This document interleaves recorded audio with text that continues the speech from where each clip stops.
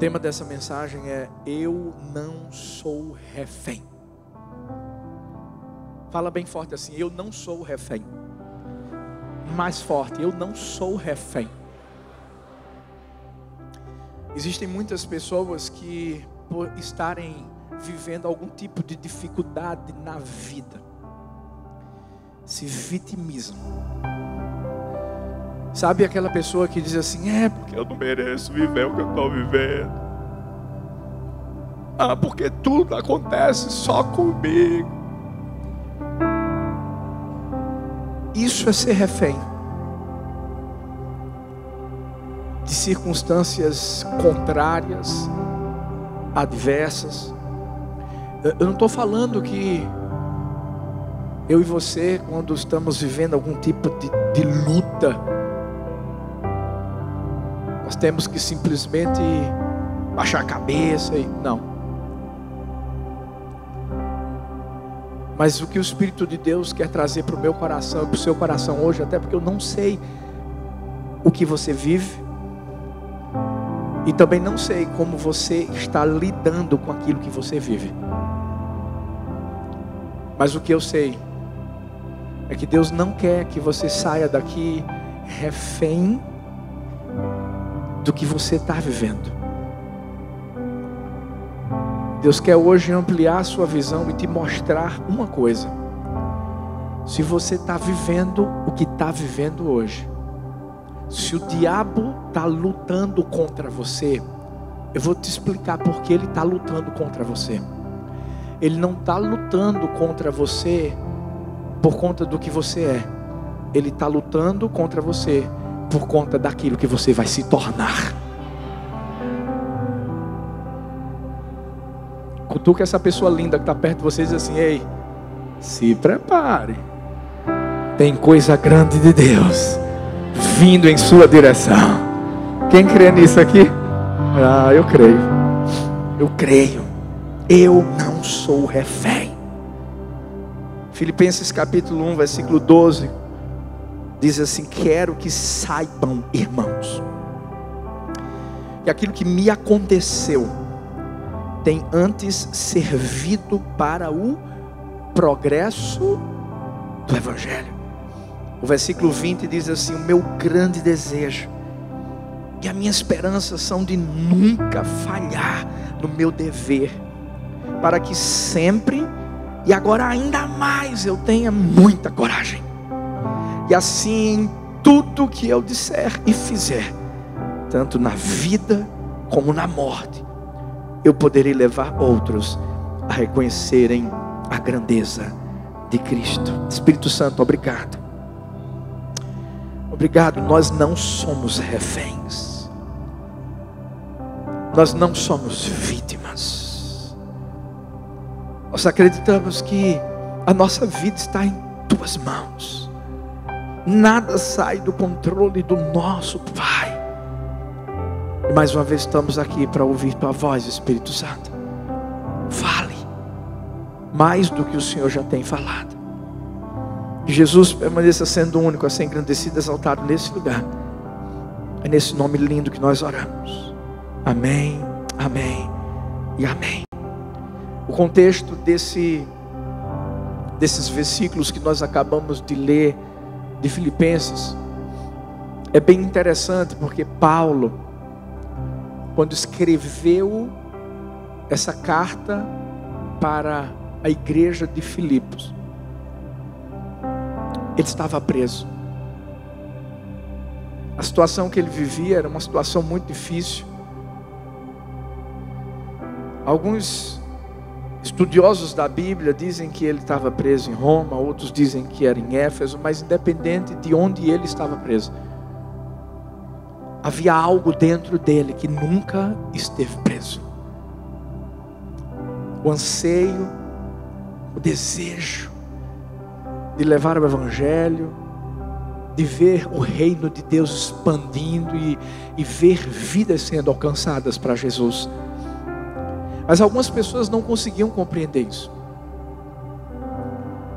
O próprio povo da igreja ali de Filipos, eles não entendiam isso porque eles tinham de alguma forma bancado Paulo, para que Paulo pudesse ser livre, pregar, ir de cidade em cidade. Paulo foi sempre um grande apóstolo, um grande evangelista, alguém que levantou líderes, alguém que impulsionou homens, mulheres para serem instrumentos de bênção nas mãos de Deus. De repente, Paulo estava preso.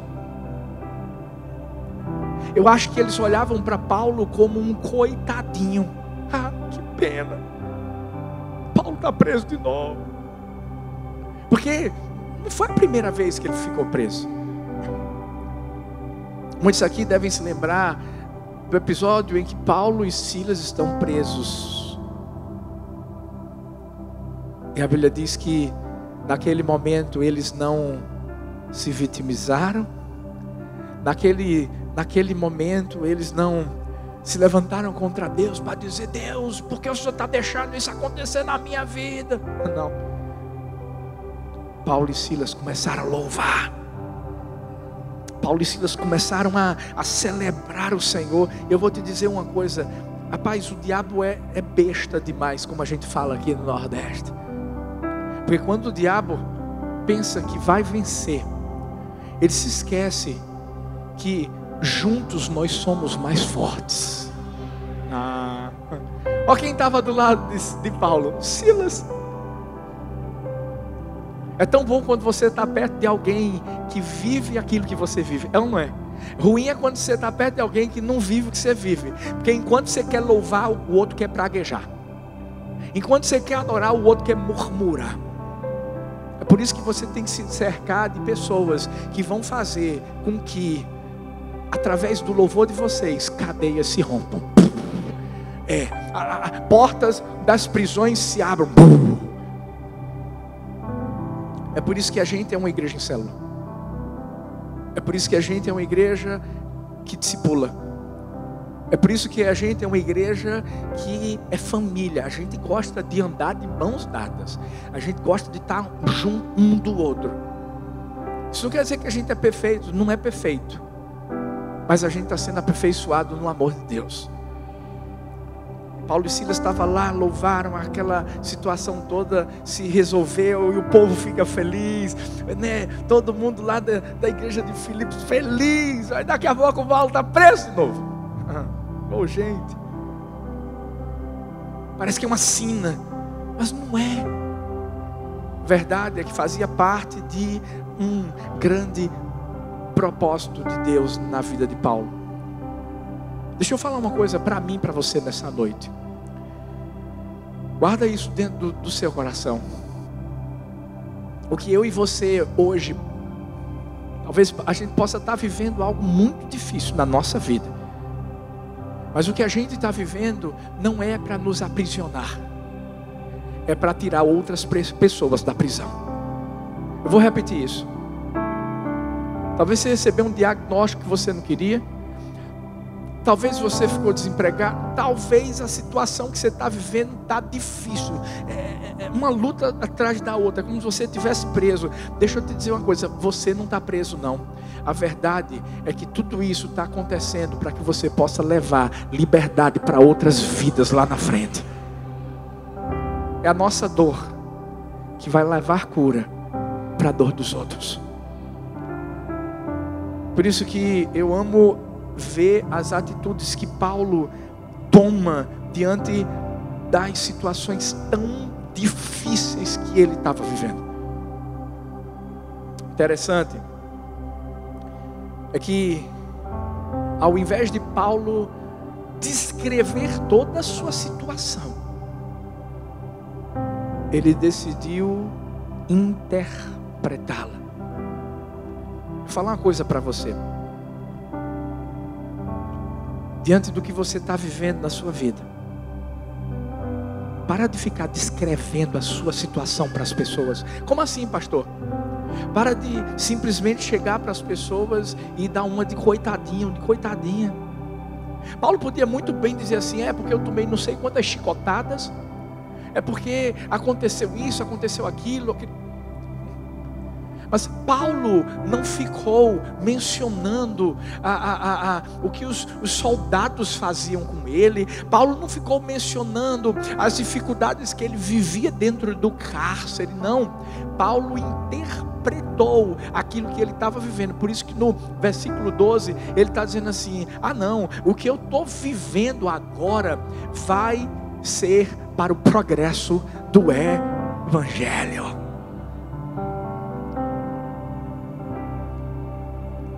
Você sabe por quê? Porque quando você entende que você não precisa ficar descrevendo problemas, mas se você precisar descrever alguma coisa, você vai descrever as promessas. Aí é diferente. Uma coisa é quando você tenta dar um testemunho da sua vida, onde você só fala tudo de ruim que aconteceu na sua vida. E a promessa?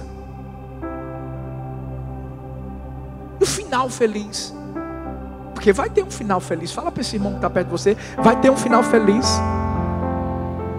Fala para o outro: vai ter um final feliz. Quando a gente entende que essas circunstâncias não vêm para que eu e você venhamos ficar falando delas como se fosse simplesmente a nossa sina, é isso mesmo. Vocês se lembram de uma mulher chamada Noemi? Mudou o nome dela. Para quê? Mara. Mara significa amargo. Quem é que gosta de ficar chupando limão, gente? Laura gosta, né, filha? Essa aí é boa de boca, viu, gente? Não sei a quem puxou. É boa. Mas limão, gente, né? Esses dias a gente estava não sei onde, de repente eu vejo Laurinha pegando limãozinho e delícia. Minha filha, vamos pensar que seu pai não dá comida para você. Mas venhamos e convenhamos, quando a gente chupa o limão, fica aquela coisa azeda. Tem tanta gente vivendo essa vida azeda, sabe por quê? Porque fica descrevendo para os outros, liga para o outro para dizer assim: é porque a minha vida está difícil demais, meu irmão, é muita luta, está faltando isso, está faltando aquilo, está faltando aquilo outro, está faltando aquilo outro, daqui a pouco é o outro que está chorando, meu Deus do céu, de tristeza também. Fala das promessas, interpreta aquilo que você está vivendo, descrevendo as promessas que Deus tem feito para você. No dia em que Deus levou a minha primeira filha, beleza, Deus levou, mas eu sabia que Deus faria com que o solitário habitasse em família. Eu queria que Deus escreveu uma nova história, e desde o início, eu e Thalita declarávamos isso. Escreve, interpreta as promessas que Deus tem para você. Por isso que Paulo não ficou falando assim: é porque está difícil demais, está luta, o problema é grande. Não. A sua situação não é a coisa mais importante. O que é mais importante é a tua interpretação da situação. Por isso que você está vivendo algum tipo de luta, dificuldade, você não é refém. Não é você que vai ficar preso. A verdade é que é você que vai libertar vidas. E você começa a libertar vidas através da atitude que você toma, de parar de descrever as circunstâncias e os problemas. Você começa a interpretá-las. Crendo em quê, pastor? Deus faz com que todas as coisas cooperem para o bem daqueles que amam a Ele.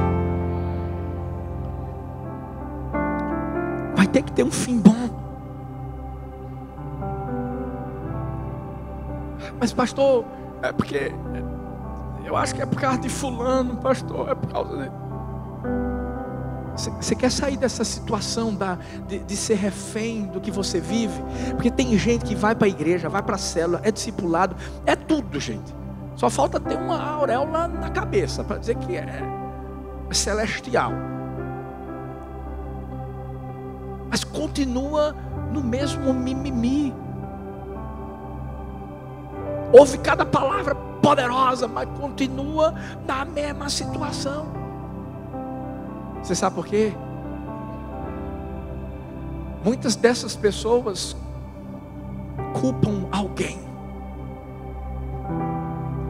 Eu estou passando por isso por causa de fulano, eu estou passando por isso por causa de ciclano, eu estou passando...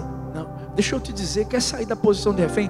Pare de culpar alguém e comece a aceitar que tudo faz parte do plano de Deus.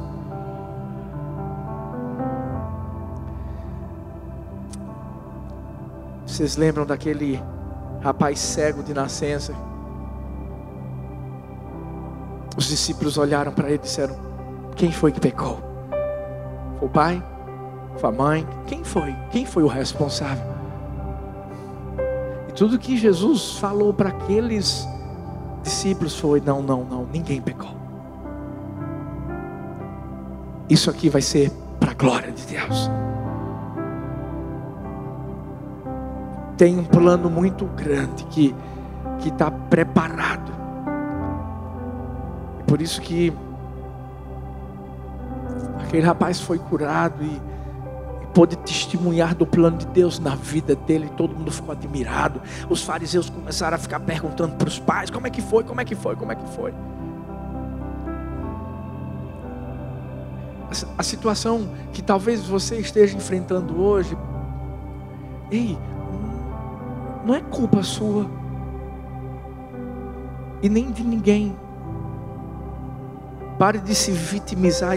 Não, faz parte do plano de Deus. Tem coisas que você não vai entender mesmo no momento, você só entende depois.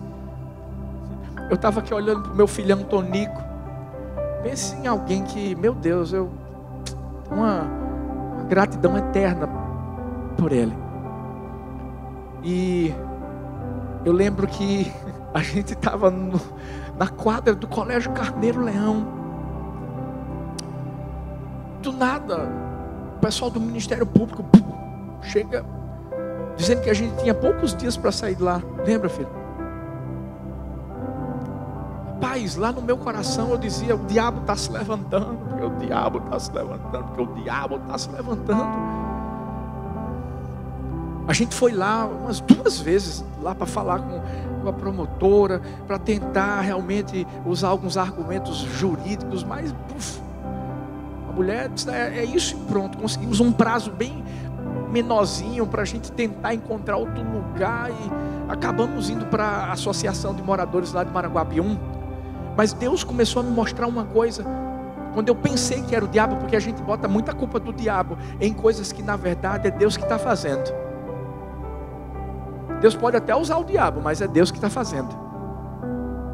Sabe, Ana ficava irada por causa de Penina, mas foi Deus que botou Penina na vida de Ana. Por quê? Para Penina ser aquela vara que ia cutucar Ana para viver o destino que Deus tinha traçado para a vida dela. Deus fez a mesma coisa com a gente. Foi aí que eu comecei a entender que Deus usou aquela promotora, sabe para quê? Para a gente estar aqui hoje. Deus usou. Eu ainda creio que ela vai vir aqui um dia. Ou então, quem sabe, vai vir no tempo principal, quando ela vê tudo pronto assim. Ela vai olhar e vai dizer: o que foi isso? Eu disse: a senhora é a responsável. Quem crê aqui comigo? Eita Deus! Eu sempre falei isso para você, não vai, filhão? Sabe por quê? Mas de verdade, gente, de verdade, eu comecei a entender que era plano de Deus. O que você está vivendo, essa circunstância que você está vivendo, não é sua inimiga, não. É o seu propósito, gente. É o seu propósito. Isso tudo é para te levar no propósito. Por isso que você tem que parar de ficar: porque eu. Não. Creia, você não é refém dela. É a circunstância que está presa a você, para que você chegue no seu destino. Ana só teve Samuel, e mais os 5 filhos que ela teve, sabe por causa de quem? Penina. O que acontece com você não importa tanto quanto como você lida com aquilo que aconteceu. Por isso que, para deixar essa situação de refém, primeiro, ei, para de descrever as circunstâncias, os problemas, e começa a interpretar as promessas. Descrever as promessas. Para de culpar alguém. Para de se culpar.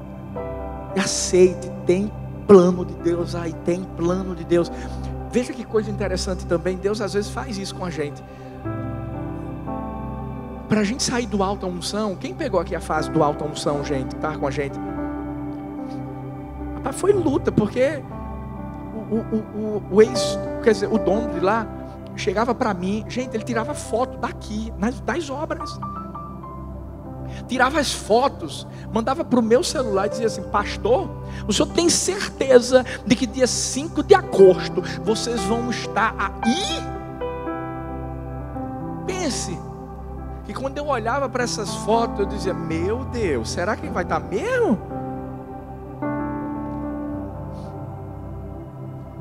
Foi uma situação complicada. Mas eu comecei a entender que até mesmo o fato desse cara querer botar o aluguel lá embaixo, para a gente ficar mais, imagina gente, mais 2 anos lá naquela misericórdia. Imagina. Você sabe, para mim, a minha maior tristeza seria, não estou dizendo em relação à estrutura não, gente. A minha maior tristeza seria as vidas que a gente iria querer alcançar e não alcançaria. Eu posso dizer uma coisa para você. Eu tenho certeza de que Deus não iria trazer a influência que Deus tem trazido sobre a igreja do amor se a gente tivesse lá ainda. Mas sabe por que Deus fez isso? Porque a gente entendeu que o que a gente estava vivendo, o fato daquele homem ficar no nosso pé e ficar tirando foto e mandar para mim, ali era mais uma menina que estava me cutucando, dizendo assim: bora, sai daqui. E a gente saiu, e dia 5 de agosto estava uma multidão. Esses dias eu recebi esse vídeo bonito, uma multidão saindo de lá do Alto Unção, e a gente chegando aqui com tudo. Você sabe o que eu falei pro dono de lá? Eu disse: dia 5 de agosto a gente vai estar lá, e eu quero ver você lá também. Quem sabe ele não já veio aqui, olhou assim e fez: rapaz, aconteceu. Mas tem uma outra coisa, para você sair dessa situação de refém. Fala assim: eu não sou refém. Fala mais forte: eu não sou refém. Pare de perguntar o porquê e decida o porquê. Como assim, pastor? Às vezes a gente fica perguntando: mas por que, Deus? Mas por quê? Mas por quê? Eu sei que é normal, porque a gente quer respostas.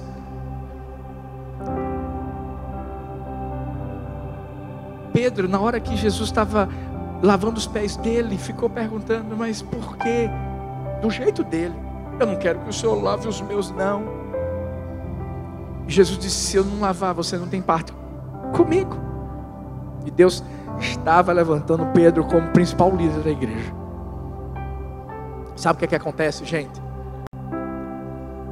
É que nossas respostas, elas não vão ser respondidas na hora. Mas a gente precisa entender algo.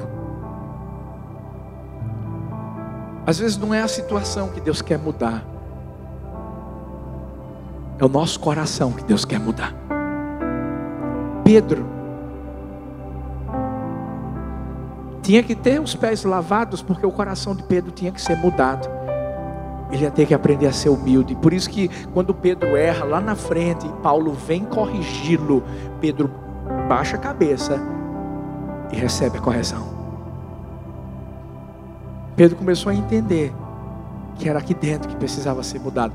Quando você para de perguntar o porquê e decidir o porquê. Ou seja, você começa a compreender que tem algo que precisa ser tratado aqui dentro. É quando você está chegando no fim da adversidade, no fim dessa circunstância negativa.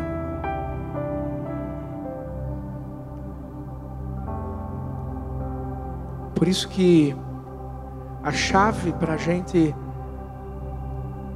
não se afundar e ser refém das circunstâncias negativas da nossa vida é a gente sempre entender quem está no controle da nossa vida. Paulo sabia.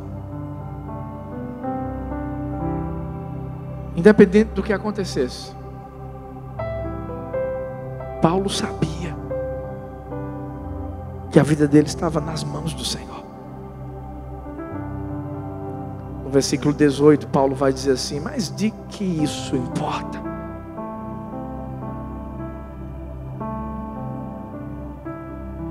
O que é que importa viver a adversidade? A prova. Se o propósito é muito maior do que a prova. A Bíblia diz que os sofrimentos do tempo presente não podem se comparar com a glória que vai ser manifestada em mim e em você. Pare de se importar com as circunstâncias e comece a se importar com o propósito. Deus levou minha primeira filha. Deus me deu 3 filhas lindas. E junto com essas 3 filhas lindas, Deus me deu você. Deus me deu filhos espirituais no Brasil e no mundo. Eu fico recebendo mensagens de pessoas de fora, gente, que nunca botaram o pé aqui. Sabe como é que eles me chamam? E aí, paizão? Estou aqui nos Estados Unidos. E aí, paizão? Eu sou da Irlanda, vou pregar na Irlanda em dezembro, gente, em inglês. First time preaching in English in Ireland, Dublin. Hallelujah.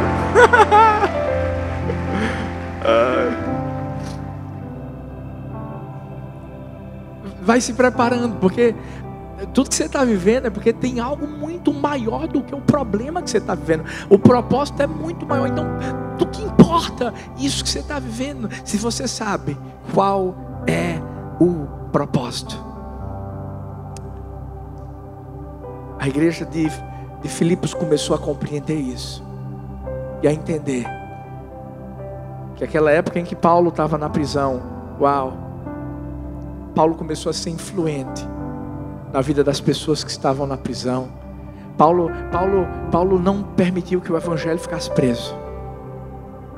Mas tantas pessoas foram alcançadas, tantas pessoas foram libertas, tantas pessoas foram transformadas. E hoje, deixa eu te dizer uma coisa, essa carta não serve só para o pessoal lá de Filipos, não. Serve para mim e serve para você. E hoje não é só no Brasil, não, no mundo todo. Talvez existem igrejas, pastores que estão pregando justamente aquilo que Paulo escreveu. Porque ele entendeu que tudo que ele estava vivendo era para o progresso do evangelho. O que você está vivendo é para o progresso do evangelho. Para de descrever as circunstâncias, descreve as promessas. Para de culpar você, pessoas, Deus. Entenda que tudo está no propósito de Deus. E para de perguntar os porquês. Decida o porquê. Ei, qual é o propósito? Quando você descobrir e você abrir os olhos, aí você vai dizer assim: valeu a pena. Valeu a pena. Pode celebrar o Senhor. Você pode ficar de pé no seu lugar. Você pode fechar seus olhos, colocar a mão no seu coração e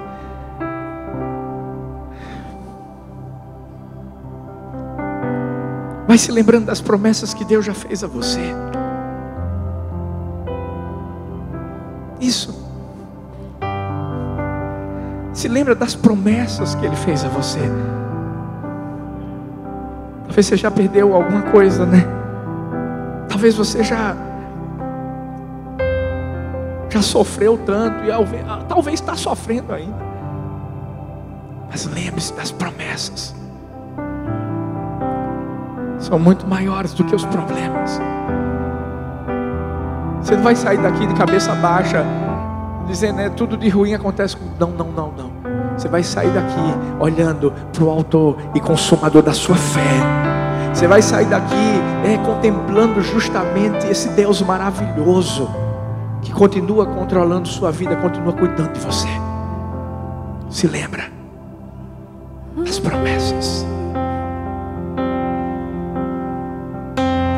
Lembra-se de tuas promessas, me